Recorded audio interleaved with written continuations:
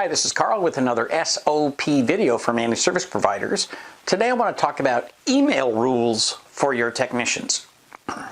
First rule is technicians should not open their email, leave it open all day, and have it interrupt them throughout the day.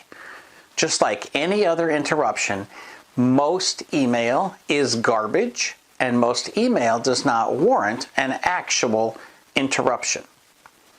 Tickets should come in through the ticketing system and not through the individual emails of the technicians. If a service manager needs to communicate with a technician, they can send them an email, but they can also text them, or they can put something in a ticket they know they're working on. They could even call them on the phone. But the point is, technicians only need to look at email a few times a day. So rule number one is don't let technicians hang out in email all day long.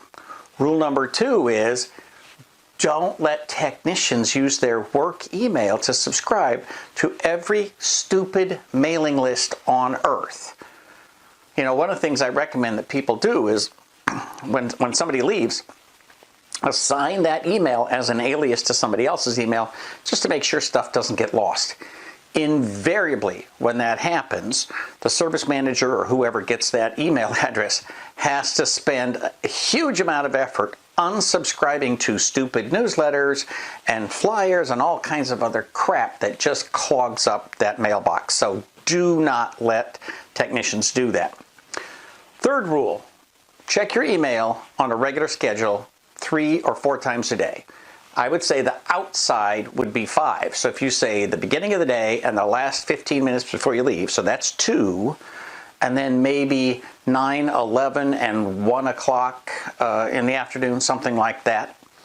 Those are reasonable times for you to check email. You can do it at the same time every day.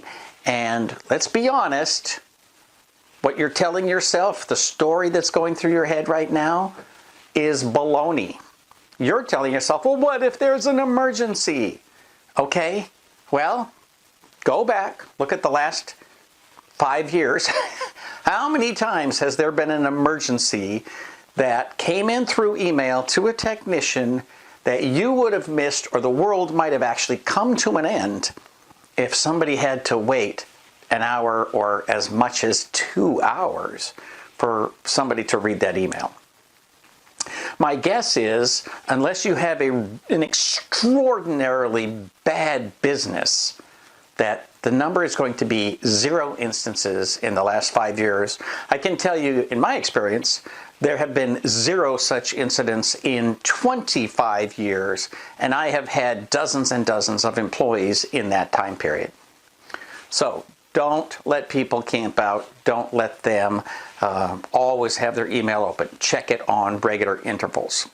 Rule number 4, anything that's actually business related probably needs to get moved into a public folder. I know there's people who have been saying for 15 years that public folders are about to go away. Guess what? They're more powerful than ever. So, in my opinion, you should have public folders for clients, for marketing, for sales, for other things. Email should never live trapped inside the mailbox of one technician and be invisible to the rest of the team. If something is related to a client, let's say that you've got a ticket going with Microsoft or Intel or something, and you get communications about that, it needs to be moved to the appropriate client folder so that we know what's going on there, right? And so creating client folders for various things makes life a lot easier. And then also, if it's not client related, but it is work related, sales, marketing, whatever, then it's probably a good idea to have a common set of public folders so that everybody can put stuff there and it's visible to the entire team. That's a really great best practice. And finally, rule number 5.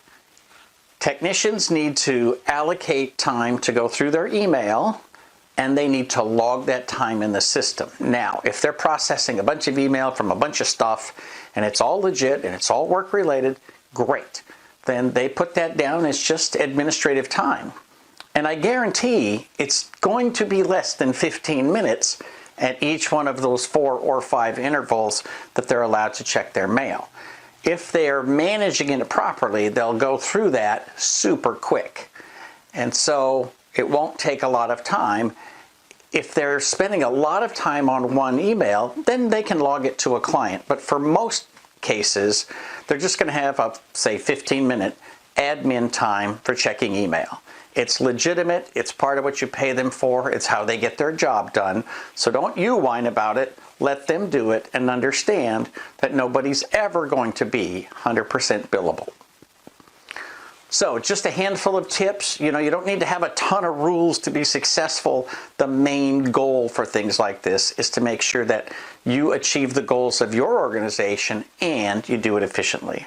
For Small Biz Thoughts, this is Carl Palachuk, wishing you the best of luck in your managed service business.